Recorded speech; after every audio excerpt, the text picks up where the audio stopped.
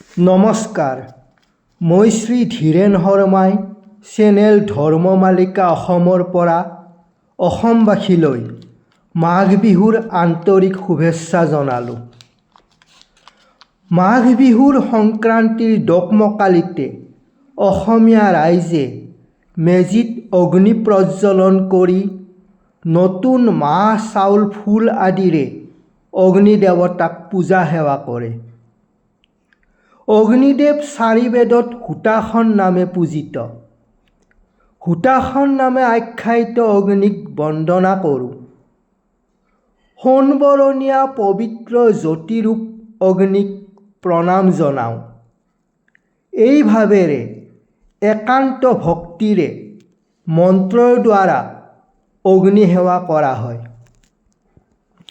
অগ্নি মন্ত্ৰ: অগ্নিং প্ৰজ্বলিতং বন্দে চাতুৰ্বেদং হুতাসনম সুবৰ্ণ বৰ্ণমমলং জ্যোতিৰূপায় তে নমঃ।